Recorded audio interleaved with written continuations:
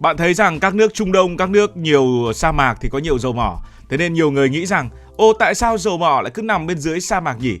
Cái thứ đen kịt, đặc quánh, bốc mùi lại nằm ngay dưới những vùng sa mạc khô khốc, cát bay mù trời. Sa mạc thiếu nước, thiếu sự sống, còn dầu mỏ thì lại có nguồn gốc từ sinh vật.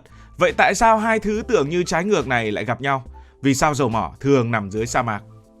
Để hiểu tận gốc, ta hãy quay ngược thời gian từ vài chục đến vài trăm triệu năm về một trái đất hoàn toàn khác bây giờ, nơi mà những vùng sa mạc nóng bỏng ngày nay từng là biển xanh, có cá bơi đầy và có tảo nổi kín mặt nước. Nói một cách bình dị cho dễ hình dung, dầu mỏ không sinh ra từ cát và cũng không phải do nắng nóng của sa mạc tạo ra. Cát chỉ là thứ nằm bên trên, còn dầu mỏ thì thực chất là sản phẩm của sự sống cổ xưa, cụ thể là từ tảo biển, sinh vật phù du và những vi sinh vật li ti sống trong nước. Những sinh vật này nhỏ bé, nhưng cách đây hàng trăm triệu năm, số lượng của chúng trong các đại dương là nhiều không tưởng. Khi chúng chết đi, xác của chúng không biến mất ngay mà từ từ chìm xuống đáy biển. Ở những vùng biển nông, nước lặng, ít oxy, xác sinh vật không bị phân hủy hết như bình thường. Thay vào đó chúng nằm yên ở đáy biển, bị bùn, bị cát phủ lên từng lớp. Cứ thế, hôm nay một lớp xác sinh vật, ngày mai lại thêm một lớp bùn cát, ngày kia lại thêm một lớp sinh vật mới chết. Qua thời gian dài và rất dài, những lớp này chồng lên nhau giống như chúng ta xếp bánh. Và hàng triệu năm trôi qua, các lớp trầm tích này càng dày, càng đè nặng xuống phía dưới. Áp suất tăng dần, nhiệt độ trong lòng đất cũng cao hơn. Lúc này xác sinh vật bị ép và hâm nóng chậm rãi, không cháy, không tan mà biến đổi dần.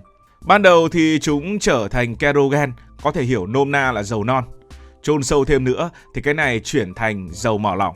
Và nếu sâu hơn nữa, dưới nhiệt độ cao hơn, dầu mỏ tiếp tục biến thành khí tự nhiên. Vậy là dầu mỏ chính là xác sinh vật biển được trái đất nấu suốt hàng triệu năm. Sa mạc ngày nay chỉ vô tình nằm ở phía trên những nhà địa chất đó, chứ không thể là nơi sinh ra dầu mỏ. Và theo tự nhiên thì những vùng bây giờ là sa mạc, trước đây lại chính là biển, nên nó hình dung được dầu mỏ. Lấy ví dụ rõ ràng và dễ hình dung nhất đó là bán đảo Ả Rập, một trong những nơi nhiều dầu mỏ nhất trên thế giới. Ngày nay cứ nhắc đến vùng này là người ta nghĩ ngay đến cát mênh mông, nắng đổ lửa, gió khô rát mặt, nước ngọt thì quý như dầu. Nhìn cảnh đó khó ai tin được rằng dưới lớp cát ấy lại là những mỏ dầu lớn bậc nhất trên hành tinh. Hãy quay ngược vài trăm triệu năm trước, thì khi đó bán đảo Ả Rập không hề là sa mạc. Nó từng nằm dưới những vùng biển nông, ấm, nước trong và ít sóng lớn. Đây chính là môi trường lý tưởng để tảo và sinh vật phù du bùng nổ với số lượng cực nhiều. Xác của chúng lắng xuống đáy biển tích tụ suốt thời gian dài, tạo thành những lớp trầm tích hữu cơ dày tới hàng km, và đây chính là nguyên liệu về sau tạo ra dầu mỏ của chúng ta. Rồi trái đất cũng không đứng yên, những mảng kiến tạo dịch chuyển, va chạm, đẩy đất liền trồi lên, mực nước biển thay đổi, biển rút dần ra khỏi khu vực này. Cùng lúc đó khí hậu toàn cầu chuyển sang khô hạn hơn, mưa ít đi, gió khô xuất hiện nhiều hơn. Từng bước một, biển biến mất, đất nổi lên, cát bắt đầu thống trị và sa mạc hình thành.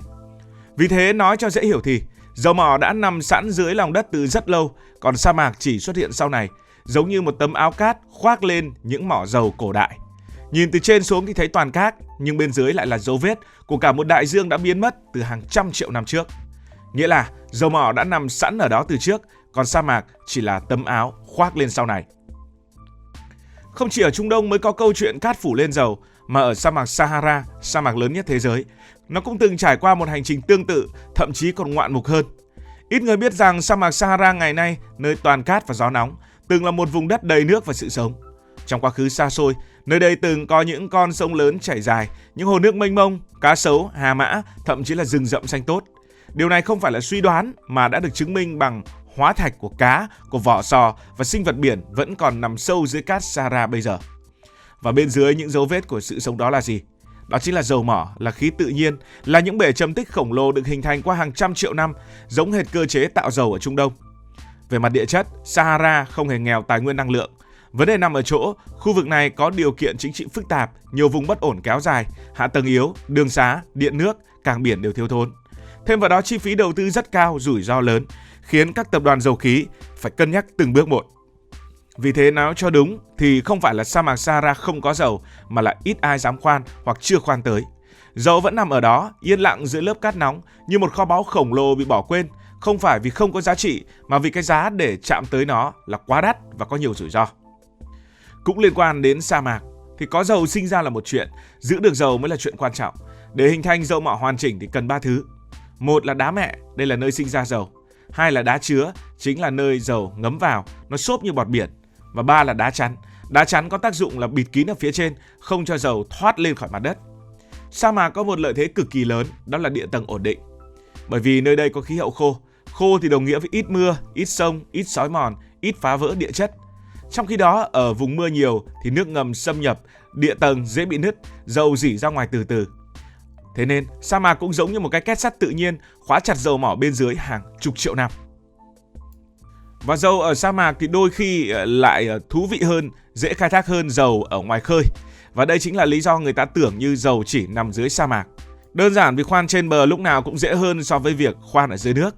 Ở sa mạc, dân cư rất thưa, không có thành phố lớn, không ruộng vườn, không nhà cửa chen chúc. Vì vậy không phải giải tỏa, không phải đền bù, cũng không vấp phải làn sóng phản đối môi trường quy mô lớn như ở những khu vực đông dân hay hệ sinh thái nhạy cảm. Nhiều nơi người ta chỉ cần dựng giàn khoan thẳng xuống lòng đất là dầu bắt đầu chảy lên. Trong khi đó ở những nơi khác, câu chuyện lại phức tạp hơn nhiều. Ngoài biển chẳng hạn, muốn có dầu phải xây dựng giàn khoan rất đắt, chịu sóng gió, bão tố, rủi ro tràn dầu và chi phí vận hành khổng lồ. Trong rừng, đặc biệt là rừng nhiệt đới, việc khai thác thì vướng đủ thứ. Nào là luật bảo vệ môi trường, nào là quyền của những người bản địa, nào là nguy cơ phá vỡ hệ sinh thái. Còn ở vùng băng tuyết, dầu có thể nằm rất nhiều, nhưng kỹ thuật khai thác cực kỳ khó, chi phí cao, chỉ một sự cố nhỏ cũng đủ gây ra thảm họa môi trường. Vì thế dầu mỏ ở sa mạc tạo cho con người cảm giác là nơi đâu cũng có, không phải vì nó nhiều hơn hẳn, mà vì nó rẻ hơn, nhanh hơn và dễ lấy hơn so với hầu hết các nơi còn lại ở trên thế giới. Thế nên không phải ngẫu nhiên mà Trung Đông thống trị bản đồ năng lượng của thế giới. Khu vực này thì hội tụ một số yếu tố, ví dụ như biển nông đã kéo dài hàng trăm triệu năm trước đây, trầm tích hữu cơ cực dày hay địa tầng ít biến động, rồi là khí hậu khô hạn, bảo tồn bẫy dầu. Kết quả là những mỏ dầu siêu lớn, dầu rất dễ để có thể tìm thấy ở nơi đây và chi phí khai thác cũng rất hợp lý.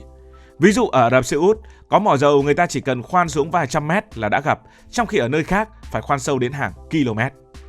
Và để công bằng phải khẳng định lại một lần nữa, dầu mỏ có ở khắp nơi không chỉ ở sa mạc.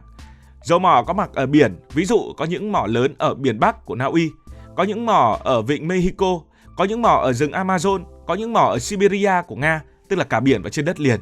Chỉ khác là khai thác khó hơn, đắt đỏ hơn và rủi ro hơn. Sa mạc không hẳn là có nhiều dầu hơn, chỉ là dầu ở đó dễ lấy hơn mà thôi. Tổng kết lại, có những hiểu lầm chúng ta thấy dầu mỏ hình như chỉ xuất hiện ở sa mạc là bởi thực tế dầu mỏ không sinh ra ở sa mạc ngày nay ngày xưa từng là biển, thế nên mới có dầu mỏ. Rồi khí hậu khô hạn giúp dầu mỏ không bị thất thoát và con người thấy dầu ở sa mạc nhiều vì đó là nơi dễ khai thác nhất. Cát không sinh ra dầu, nhưng cát lại là thứ che chở dầu mỏ suốt hàng triệu năm, để đến khi con người xuất hiện chỉ cần khoan xuống là cả thế giới đã thay đổi. Cảm ơn vì đã quan tâm theo dõi câu chuyện này. Nếu cảm thấy thú vị, bạn có thể nhấn nút đăng ký kênh, bật chuông thông báo và chia sẻ. Còn bây giờ thì xin được nói lời chào tạm biệt.